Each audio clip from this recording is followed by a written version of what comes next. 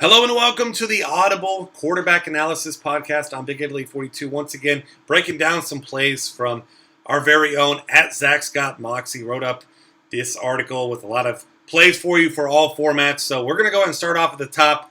And no surprise here, if you don't know this name, then you might want to get your research going. Tom Brady, elite cash game play he has listed here. And he's been incredible so far. He's $8,700 on FanDuel, $77 on DraftKings. And he's averaging 377 yards a game, 3.5 touchdowns.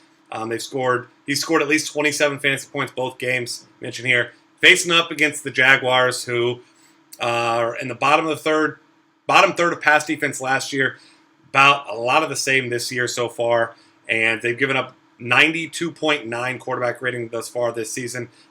Marginal improvement from last year, but this is still Tom Brady, who's obviously going to have his way. And this is also Jaguars, even an offense that looked much better last week. So this game stays more competitive. Obviously, this will be a scenario where Brady's going to have to throw and will throw more. Julian Edelman and Rob Gronkowski both look virtually unstoppable right now. So this is an elite passing attack. Tom Brady's been incredible. And at that reasonable price tag, it's going to be really hard to see fading Tom Brady across the board. It's going to be a very popular cash game play, especially 30.5 Vegas team total. So definitely not going to be nearly as much Sam Bradford in cash games as we saw last week.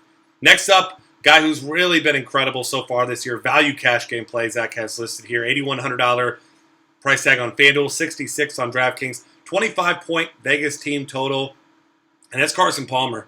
He's been incredible so far. Only thrown for 492 yards in 2 games, but a lot of that due to the fact that we saw some big pass interference calls last week, and we saw some defensive touchdowns, but this is an offense that's been incredible.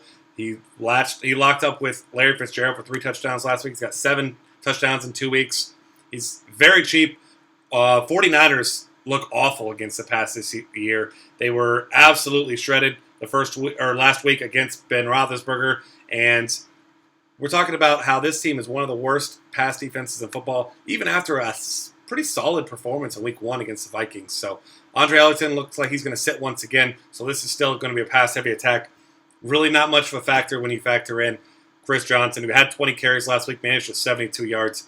This is not the type of guy that's going to go and take over the game on the ground, so this is a great spot here for Carson Palmer in this big game here against the 49ers. Big game for them against a division rival as well, so he's going to be a very popular play once again. Aaron Rodgers next up here, $9,100 on FanDuel, $8,000 on DraftKings, 27.5 team Vegas total. And depending on who you ask, if you ask me, I think he's the best quarterback in football. And he's a guy who is expensive, though, so Zach has him listed here as a GPP play against a Chiefs team that's a solid defense. Great front 7 there. They sack the quarterback quite a bit, 4 per game so far. They allow only 6.4 yards per attempt.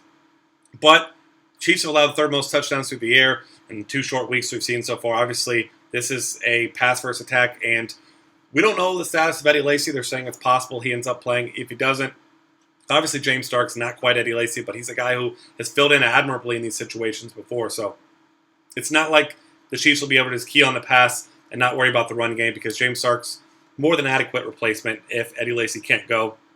And despite Jordy Nelson being out, this has been an offense that has had its share of success through the air, as always, and Aaron Rodgers is incredibly efficient. I mean, the guy only threw 23 passes in Week 1 against the Bears, completed 18 of them, and had 3 touchdowns. I mean, this is a guy that he's absolutely matchup-proof. Looked great against the Seahawks last week. Obviously, Cam Chancellor sat that one out, but still, Aaron Rodgers, as you know, should be on your radar.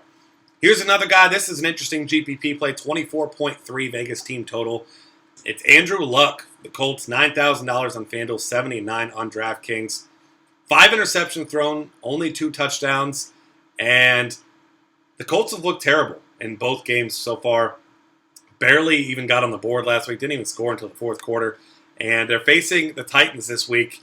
And the Titans have been good against the pass. 4 touchdowns total allowed, but just 170 yards a game. However, they faced Jameis Winston and Johnny Manziel, so obviously you take those numbers with a grain of salt. It's a small sample size against 2 bad quarterbacks, so, bad, young, whatever you want to call them, depending on your point of view there. But obviously I haven't faced anyone the caliber of Andrew Luck.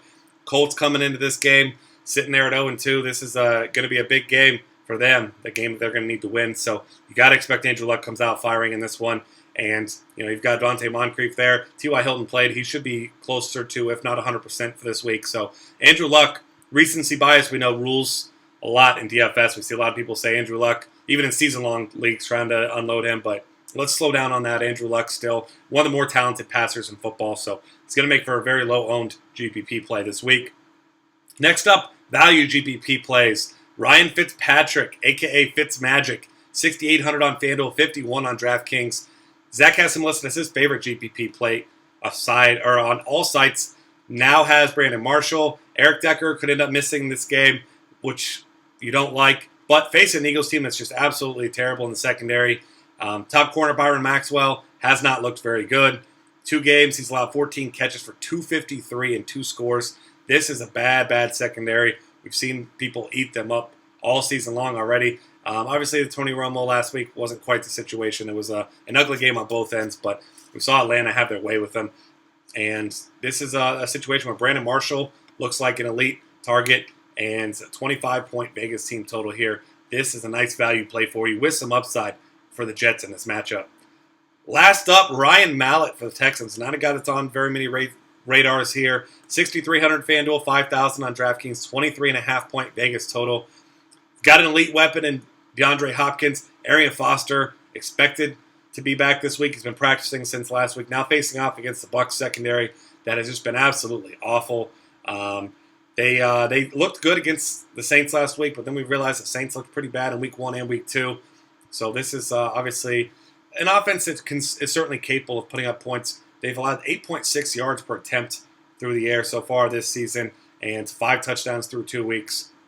So Brian Mallett, very, very low ownership type of guy. You could pair him up with DeAndre Hopkins. Maybe get yourself some Arian Foster in there. We know he catches passes as well. And if you're looking for a really low price, under the radar, low ownership type of guy, Ryan Mallett, we know he's got a great arm. So this is a guy that you can certainly look at in your contest. That's going to wrap things up. Find us on Twitter at DF Cafe. Lots of great content, breaking down every position. We've got MLB content still up until the end. We've got college football content. Lots of great things to help you win at every sport at dailyfantasycafe.com.